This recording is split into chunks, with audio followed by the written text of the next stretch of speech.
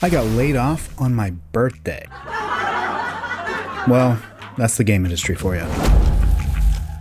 I've watched so many friends and colleagues fall victim to the layoff acts over the last 2 years, and it's been heartbreaking to watch them struggle to survive while sending out hundreds of applications in an industry that seems more interested in tossing them out to the dogs. And I've tried to help in every way that I can, but ultimately felt helpless while also shamefully confident that my role was wrapped up in a cozy blanket of job security. Spoiler alert, I was wrong. I have officially joined the ranks of those thousands that have been laid off across the game industry, and now here I am fishing for monetization views. But seriously, like and subscribe. So what happened?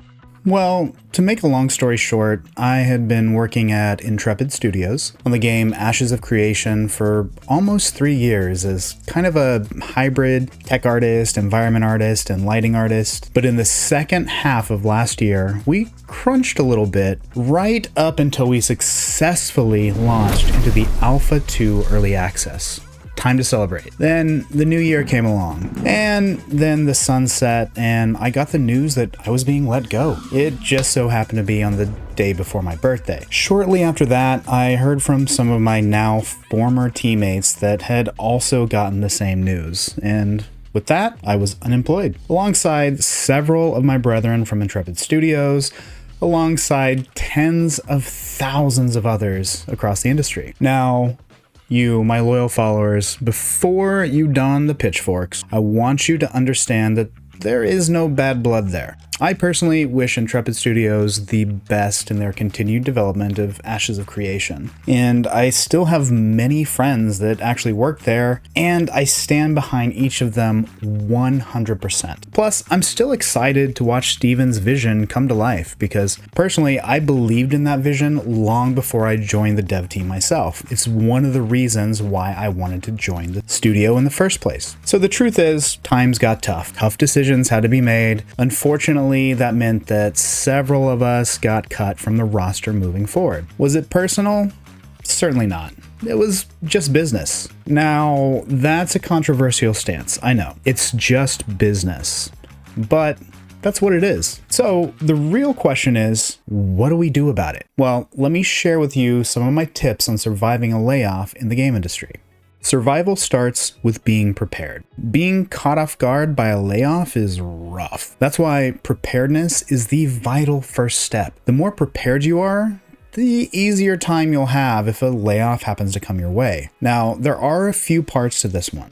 1, always be improving your skills. You need to be constantly improving and growing. If you stay at the same company for 40 years or longer and you never get laid off at all, then the absolute least benefit here is that you will have continued to grow as an asset in your company. This means promotions, raises, bonuses, and in the worst case scenario where you do get laid off, it means your skills are up to date for what the market is actually looking for right now. Remember, technology moves so fast and the market is always changing. What got you a job 3 years ago might not cut it if you had to apply for a new role today. So don't get caught off guard needing to blow all of your unemployment checks on the latest boot camp because you need to upskill in order to qualify for any of the new roles you're applying for. Always be learning, always be upskilling, and always seek to challenge yourself. That way, if you are caught off guard by a layoff, then you're ahead of the game when you need to start a new job search. 2, update your portfolio. Learning new skills is one thing, but make sure you know how to apply them. I see a lot of my students work their butts off on their portfolios and then they land a job in the industry. But once they're working, they tend to forget about their portfolios and the work in there just gets stale. I am guilty of this myself, which is why I am currently rushing through trying to put a new piece together. Yeah, I have professional work, as you most likely do as well, but that is done as part of a team. So for my portfolio, I need to create something that is my own and shows what I myself can do. And the same is going to go for yours as well. Now, had I been keeping up with my portfolio and working on the occasional personal portfolio project on the side, I wouldn't be rushing today. And trust me, with all the paperwork, LinkedIn messages, and phone calls that you're making all day long immediately after a layoff, there's not a lot of time left over to actually work on a portfolio piece. So you're rushing and not focusing on the right details. So don't get caught up in the same dilemma I found myself in. While you are still employed, you should be upskilling and then applying those skills on new portfolio pieces. Use your job security to invest the time in working on pieces that you enjoy, keyword that you enjoy, while also challenging yourself, keyword challenging yourself, to grow better as an artist or a developer. And hey, if you never get laid off, you're still growing your value to the company that you work for. But if you do get laid off, well, then you'll likely only have a little bit of polish left to throw on that piece that might end up being what grabs a hiring manager's attention. Always remember, in this industry, it's show, don't tell. 3, network. Have you ever heard the phrase, it's not what you know, it's who you know? Well, that's not quite 100% the case. What you know is actually very important. If you can't do the work, you won't get the job. And if you do get the job, but you can't do the work, you certainly won't keep it. But who you know certainly helps a lot. You should always be making new friends in the industry. Collect them like Pokemon. When you work in an industry like game or film, your professional network has to be a little different. On some levels, you need to make it a little more personal. It's a very small industry, and you can never look at your coworkers as just coworkers. Never lose touch when either of you leaves a job. Keep those relationships strong. And for the love of all that is good and holy, don't be a jerk. Be polite, even to those that are not so polite to you. You don't know what they're going through. For example, I had a coworker once that was a real jerk to everyone, and I mean everyone, me included. I never took the bait though, and was still always as polite as I could be. And then a time later, I found out that he was going through some very personal struggles at the time. He actually came up to me one day and thanked me for being the only person that was ever nice to him, and that really helped him get through what he was going through. And then a few years later, he actually referred me for a job at a different company. Network is everything. Out of every new job that I started in the last 12 years, I never cold applied for any of them. Many of them were referrals from friends that I've made in the industry. The ones that weren't referrals were from recruiters that found me based on my reputation within my network. My network reputation, usually from a colleague that name dropped me, led them to my portfolio, which hooked them and then led them directly to me. That's how nearly my whole career has gone.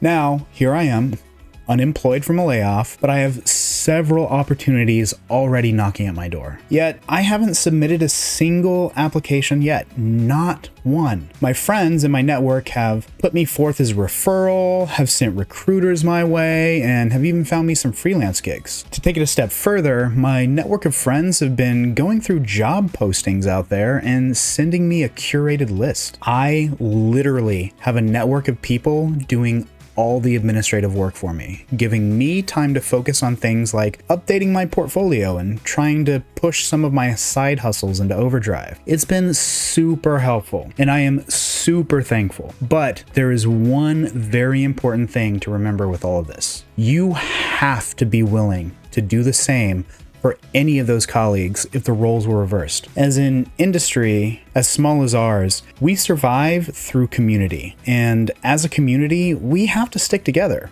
build each other up, help each other out. Oh, 1 second.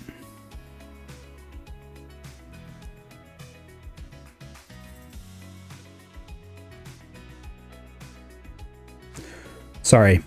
That was actually a previous coworker texting me about a job offer. Anyway, as I said, network is everything and can help leave room for the number 4 tip, side hustles. Number 4, side hustles. When I was but a wee lad of age 22, still fresh in the adult working world of careers, one of my managers actually told me something that I still hold on to today. Never rely on a single source of income. This has resonated with me my entire career, and it saved my butt many times. Yeah, sure, working 40 to 50 hours a week at a day job, trying to have a family, trying to take care of your mental and physical health, and trying to work in some time to actually rest and do fun things that you enjoy. All of that already takes up so much of our lives, but your side hustle doesn't have to be another 40+ hour a week job. It should be something that you enjoy doing, but find a way to make a little extra cash out of it. You could, for example, make assets for one of the digital marketplaces out there. Send something to the Fab store. Or you could do something completely unrelated to the industry at all. Maybe you like sewing, maybe you like woodworking. Turn a hobby into some money if you can. And if you're highly skilled in your field, you can try teaching. Teach a workshop one Saturday a month. Start a YouTube tutorial series and try to get monetized. Become a course creator. Lots of ways to turn teaching into a side income. Plus, there is nothing more rewarding in this world than sharing your knowledge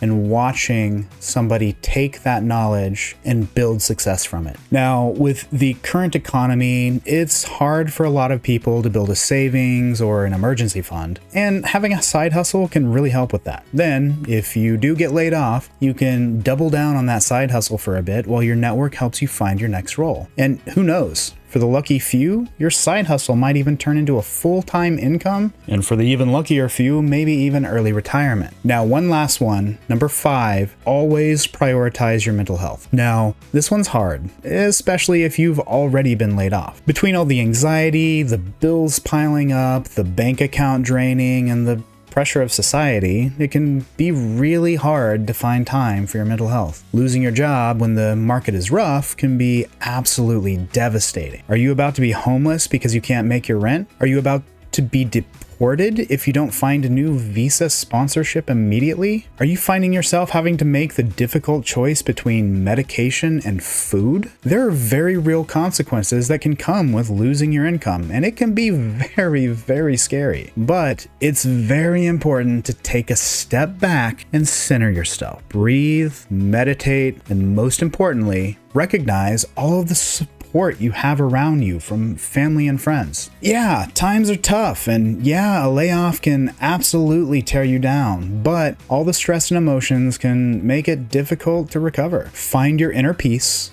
and find your calm first. Then you'll have the focus that you need to go beast mode on your next steps. Now, I obviously can't guarantee that following all of these tips will magically fix everything for you. It's a volatile industry, true wild, wild west out there.